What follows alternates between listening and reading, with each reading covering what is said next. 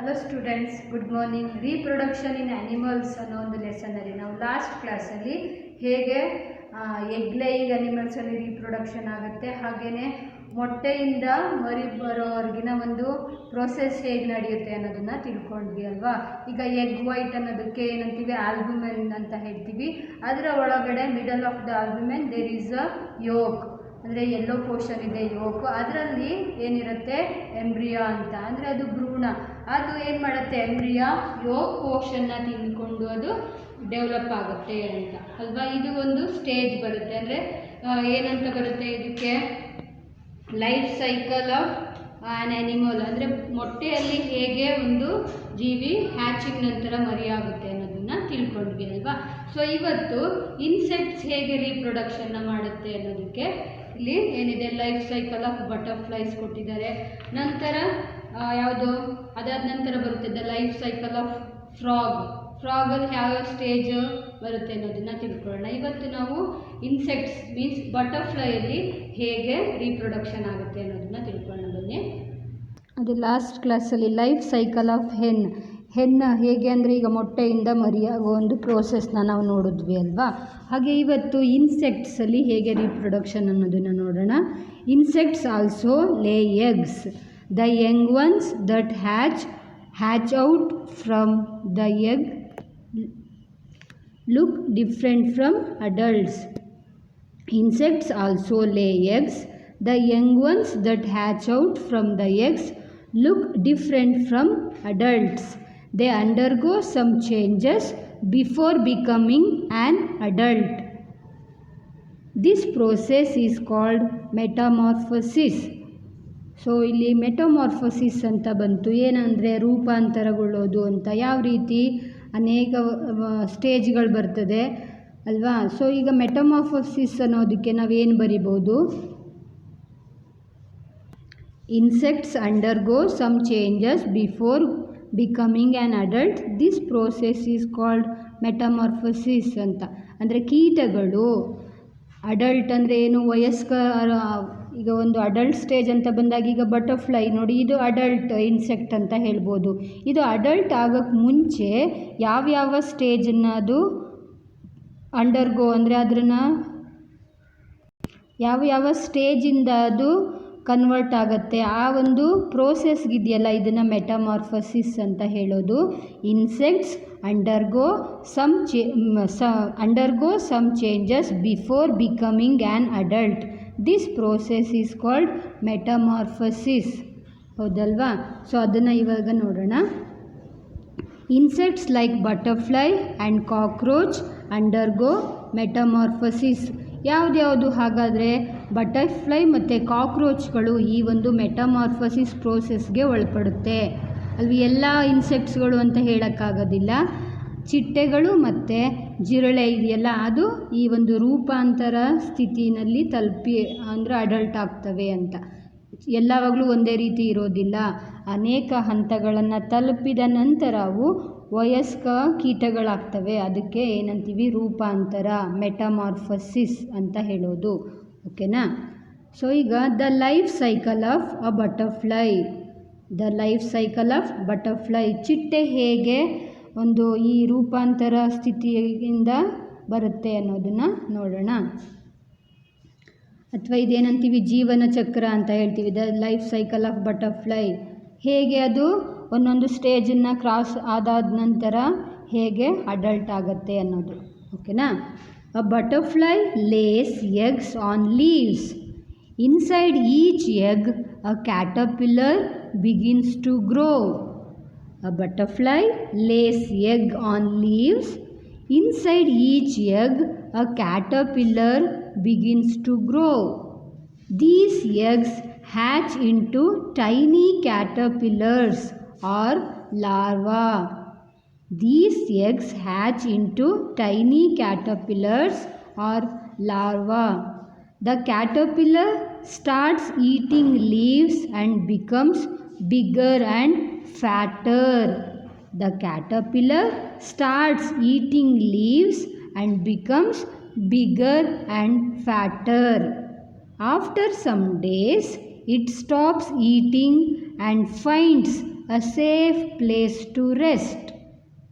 Then it starts spinning a silk thread from a hole below its mouth. The caterpillar builds a cocoon around itself and goes to sleep. At this stage, it is called the pupa. The pupa stays in the cocoon for weeks. During this time, it sheds its skin many times and gives rise to a butterfly.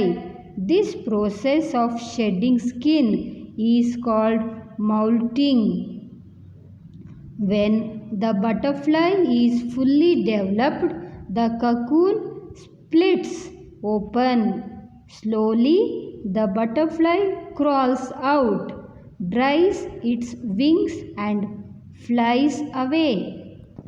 So ಇಲ್ಲಿ ಹೇಗೆ life ಹೇಗೆ turn ಆಗುತ್ತೆ ಬಟರ್ಫ್ಲೈದು ಜೀವನ ಚಕ್ರ ಅಂತ ಇಲ್ಲಿ ಬಂದಿದ್ದು ಯಾವುದಪ್ಪ ಲೈಫ್ ಸೈಕಲ್ ಆಫ್ ಹೆನ್ ಹೇಗೆ ಮೊಟ್ಟೆಯಿಂದ ಮರಿ ಆಗುತ್ತೆ ಅನ್ನೋದು.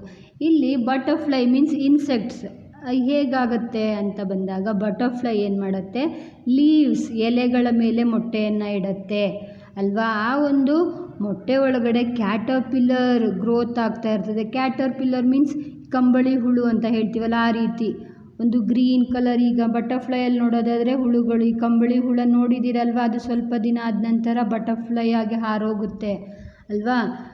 ಹಾಗಾಗಿ ಈ ಒಂದು ಮೊಟ್ಟೆ ಒಳಗಡೆ ಕಂಬಳಿ ಹುಳು ಏನಾಗುತ್ತೆ, ಗ್ರೋತ್ ಆಗ್ತಿರುತ್ತೆ. ಹಾಗೆ ಅದು ಏನಾಗುತ್ತೆ, these egg hatch into tiny caterpillars or larva. Larva ಅಂತ ಅಂದರೆ ಏನು ಬರುತ್ತೆ, ಕೀಟದ ರೂಪ. ಅಂದರೆ ಇಲ್ಲಿ ನೋಡಿ, ಇಲ್ಲಿ ಬರ್ತದಲ್ವಾ ಇಲ್ಲಿ ಮೊಟ್ಟೆಗಳು ಏನು ಮಾಡುತ್ತೆ, ಎಲೆಗಳ ಮೇಲೆ ಮೊಟ್ಟೆ ಇಟ್ಟ ನಂತರ ಆ ಮೊಟ್ಟೆ ಒಳಗಡೆ ಕ್ಯಾಟರ್ಪಿಲ್ಲರ್ ಗ್ರೋತ್ ಆಗ್ತಾ ಇರುತ್ತೆ. ನಂತರ ಅದು ಲಾರ್ವಾ ಸ್ಟೇಜಿಗೆ ಬರುತ್ತೆ. ಲಾರ್ವಾ ಸ್ಟೇಜ್ ಅಂತ ಅಂದರೆ ಹೇಳಿ ಒಂದು ಈ ಗೂಡು ಕಟ್ಟೋ ಮುಂಚಿನ ಒಂದು ಕೀಟದ ರೂಪ ಅಂತ ಬರುತ್ತೆ, ಲಾರ್ವಾ ಸ್ಟೇಜ್ ಅಂತ. ಓಕೆನಾ. ಅದಾದ ನಂತರ the caterpillar starts eating leaves and becomes bigger and fatter. So ಈ ಒಂದು ಎಲೆಗಳ ಮೇಲೆ ಇರುತ್ತಲ್ವ, ಆ ಒಂದು ಎಲೆಯನ್ನು ತಿಂದು ಏನು ಮಾಡ್ತವೆ, ಅವು ದೊಡ್ಡದಾಗ್ತವೆ, ಹಾಗೆ ದಪ್ಪ ಆಗ್ತಾ ಇರ್ತವೆ. After some days it stops eating and finds a safe place to rest. ಎಲೆಗಳನ್ನೆಲ್ಲ ತಿಂದು ದಪ್ಪ ಆದ ನಂತರ ಏನು ಮಾಡ್ತವೆ, ಎಲೆಗಳನ್ನು ತಿನ್ನೋದನ್ನು ಸ್ಟಾಪ್ ಮಾಡಿಬಿಟ್ಟು ಒಂದು ಸೇಫ್ ಪ್ಲೇಸಲ್ಲಿ ರೆಸ್ಟ್ ಮಾಡ್ತವೆ. ಓಕೆನಾ. ಆ ರೆಸ್ಟ್ ಮಾಡೋ ಟೈಮಲ್ಲಿ ಏನು ಮಾಡ್ತವೆ, start spinning a silk thread from a hole below it's mouth. ಆ ಒಂದು ತಿಂದು ರೆಸ್ಟ್ ಮಾಡೋ ಟೈಮಲ್ಲಿ ಏನಾಗುತ್ತೆ, ಬಾಯಿಯಿಂದ ಒಂದು ಸಿಲ್ಕ್ ಥ್ರೆಡ್ ಎಳೆಯ ರೀತಿ ಬಂದು ಏನಾಗುತ್ತೆ, ಅದರ ಸುತ್ತ ಒಂದು ಪೊರೆ ರೀತಿ ಆಗುತ್ತೆ. ಈಗ ನೀವು ಕೆಲವರು ನೋಡಿರ್ತೀರ, ಸಿಲ್ಕ್ ಅಂದರೆ ರೇಷ್ಮೆ ಹುಳು ಸಾಕಾಣಿಕೆ ಮಾಡ್ತಾರೆ ನೋಡಿ, ಅವರು ಆ ಎಲೆಗಳನ್ನು ತಿಂತವೆ ರೇಷ್ಮೆ ಹುಳುಗಳು. ಅದಾದ ನಂತರ ಸ್ವಲ್ಪ ದಿನ ಏನು ಮಾಡ್ತವೆ, ರೆಸ್ಟ್ ಮಾಡಿ ಆ ಒಂದು ಬಾಯಿಯಿಂದ ಒಂದು ಸಿಲ್ಕ್ ಥ್ರೆಡ್ ಬರುತ್ತೆ. ಅದನ್ನು ಏನಂತೀವಿ, ಒಂದು ಬಿಳಿಯಾದ ಒಂದು ಮೊಟ್ಟೆ ರೀತಿ ಬರುತ್ತೆ, ಹೌದಲ್ವಾ. ಅದನ್ನು ಕಕೂನ್ ಅಂತ ಹೇಳ್ತೀವಿ. ಇದು ಆ ಸ್ಟೇಜ್ ಬರ್ತದೆ, ಹೌದಲ್ವಾ. ಒಳಗಡೆ ಅದು ಹುಳು ಇರುತ್ತೆ, ಮೇಲ್ಗಡೆ ಸುತ್ತ ಏನು ಮಾಡುತ್ತೆ, ಬಾಯಿಯಿಂದ ಒಂದು ಎಳೆ ಸಿಲ್ಕ್ ಥ್ರೆಡ್ ರೀತಿಯ ಒಂದು ಥಿಂಗ್ ಬಂದು ಏನಾಗುತ್ತೆ, ಒಂದು ಗೂಡಿನ ರೀತಿ ಆಗುತ್ತೆ ಅಲ್ವಾ. The caterpillar builds a cocoon around itself and goes to sleep. At this stage is called the pupa. ನೋಡಿ, ಈ ಒಂದು ಸ್ಟೇಜ್ ಇರುತ್ತಲ್ಲ, ಕಕೂನ್ನ ಮಾಡಿಕೊಂಡು ಒಳಗಡೆ ಉಳ್ಕೊಳ್ಳೋ ಅಂಥ ಸ್ಟೇಜು, ಸ್ಲೀಪಿಂಗ್ ಹೋಗ್ತದೆ ನೋಡಿ, ಆ ಒಂದು ಸ್ಟೇಜ್ಗೆ ಪ್ಯೂಪಾ ಅಂತ ಹೇಳೋದು. ಅಂದರೆ ಪೊರೆ ಹುಳು, ಒಳಗಡೆ ಇರುತ್ತೆ ಹುಳು, ಹೊರಗಡೆ ಸುತ್ತ ಪೊರೆ, ಕಕೂನ್ ಅಂತ ಹೇಳ್ತೀವಿ. ರೇಷ್ಮೆ ಗೂಡು ಅಂತ ಹೇಳ್ತೀವಿ ನೋಡಿ, ಅದೇ ಅಲ್ವಾ, ಅದನ್ನು ಕಕೂನ್ ಅಂತ ಹೇಳ್ತಾರೆ. ಒಳಗಡೆ ಹುಳು ಇರುತ್ತೆ, ಮೇಲೆ ಸುತ್ತ ಬಾಯಿಯಿಂದ ಬಂದಂತಹ ಸಿಲ್ಕ್ ಥ್ರೆಡ್ ರೀತಿಯಾಗಿರುವಂಥದ್ದು ಪೂರ್ತಿ ಒಂದು ಗೂಡಿನ ರೀತಿ ಆಗುತ್ತೆ. ಅದನ್ನು ಒಂದು ಏನು ಹೇಳ್ತೀವಿ ನೋಡಿ, ಪ್ಯೂಪಾ ಸ್ಟೇಜ್. ನಂತರ the pupa stays in the cocoon for weeks. During this time it sheds it's skin. ತುಂಬ ಅಂದರೆ ವಾರಗಳ ಕಾಲ ಅದು ಆ ಒಂದು ಸ್ಟೇಜಲ್ಲಿದ್ದು ನಂತರ ಏನಾಗುತ್ತೆ, ಅದರ ಸ್ಕಿನ್ನೆಲ್ಲ ಅಂದರೆ ಹೊರಗಡೆ ಏನಿರುತ್ತೆ ಇದೆಲ್ಲ ಬಿದ್ದು ಹೋಗುತ್ತೆ. ಓಕೆನಾ.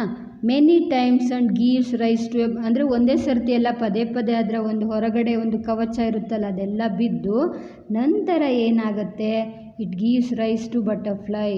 ಅದಾದ ನಂತರ ಅದು ಚಿಟ್ಟೆ ಆಗಿ ಕನ್ವರ್ಟ್ ಆಗುತ್ತೆ. ಓಕೆನಾ. This process of shedding skin is called moulting. So ಏನು ಮಾಡುತ್ತೆ ಇದು, ಈ ಕಕೂನ್ ಸ್ಟೇಜಲ್ಲಿರೋದು ಹೊರಗಡೆ ಸ್ಕಿನ್ನೆಲ್ಲ ಬಿದ್ದು ಬಟರ್ಫ್ಲೈ ಆಗೋ ಒಂದು ಪ್ರೋಸೆಸ್ ಇರುತ್ತಲ್ಲ, ಇದಕ್ಕೆ ನಾವು ಮೌಲ್ಟಿಂಗ್ ಅಂತ ಹೇಳ್ತೀವಿ. ಅಂದರೆ ರೂಪಾಂತರಗೊಳ್ಳೋದು ಅಲ್ವಾ. Okay. When the butterfly is fully developed the cocoon splits open. Slowly the butterfly crawls out, dries it wings and flies away ಅಲ್ವಾ. ಸೊ ಇದಾದೇನು ಮೌಲ್ಟಿಂಗ್ ಆದ ನಂತರ ಇದರಲ್ಲಿ ಹೊರಗಡೆ ಏನು ಅದರ ರೆಕ್ಕೆಗಳೆಲ್ಲ ನೀಟಾಗಿ ಏನು ಹಾರೋದಕ್ಕೆ ಬರುತ್ತೆ.